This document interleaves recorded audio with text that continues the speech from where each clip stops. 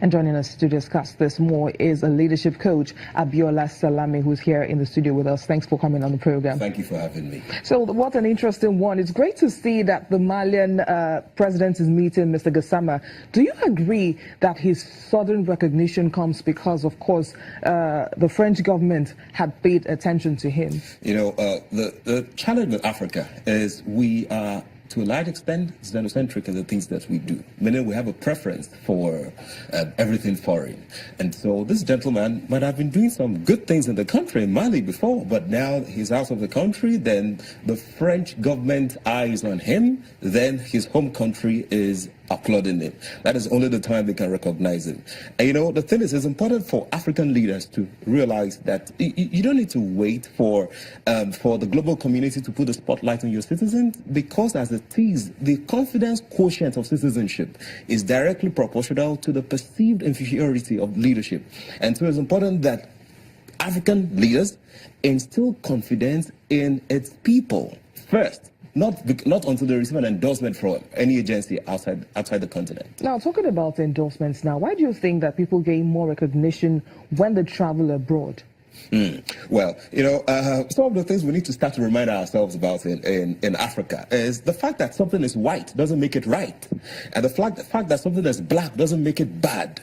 You know, we seem to have that preference for something that comes from abroad, and it is just because of perceived inferiority. We have this level of inferiority complex where this is anything white. Look at the Super Eagles, for example, on Saturday when they played. You could see between them, apart from the skill set, you could see the level of confidence of the other side and the level of confidence of the Nigerian team. But a lot of guys on the Nigerian team are foreign-based players. Well, even as much as they are foreign-based players, even in the place that they play, sometimes it still happens. So far your skin is black, you know, and I don't think it is less of racism, it is less of what they do to you. It is more of your response to what they're doing to you. In fact, there are times they're not doing anything to you. But once you see someone that is foreign, once you see a product that is foreign, once you see a president, for example, some weeks ago, an African president visited White House, and you could see while the president of the U.S. was presenting and while he was presenting, you could see the difference. You could see that there's low self-esteem on the part of someone, and the other guy is very confident. And that trickles down to everybody within the continent, within the country the leader is leading, within the continent as a whole.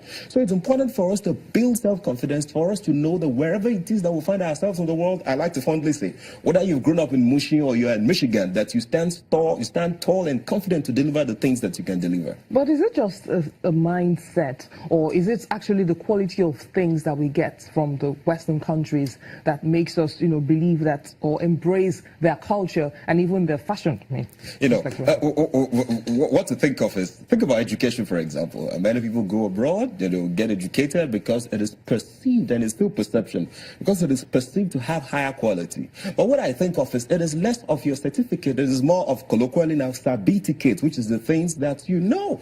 And I've had the opportunity of relating with different kinds of people, those who schooled abroad, those who schooled here. You can school abroad and you're still not that smart. You can still school here and you're still very smart. So what to think of really is, what do you know? And you don't even have to go abroad to know as much as you need to know. There are many other platforms that you can stay here and learn from across the globe. So it's important for us to know as a people that quality lies in us and we can get it from anywhere. And for leaders to instill confidence, you gain more as a leader. You gain more by developing your people and developing their self-confidence than if you don't. But you just talked about education now. Let's talk about education. Would you say that the level of education you will get abroad and what you will get here in Africa, would you say that they could be on the same level?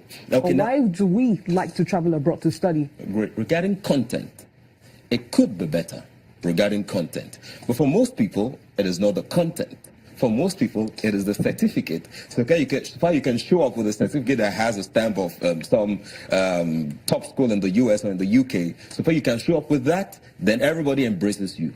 People pay less attention to the content, to the solution that it is that you can supply, that you can provide. I mean, as a recruiter, for example, I've seen a lot of that. You come in with a certificate that has the name of a big school, but when it's time to deliver, you cannot deliver. And somebody trained here can deliver very well. So it is good to get education anywhere in the world, quality education, pay attention to the content, but much more than that, it is important for us to start to build our self-confidence, even as Africans.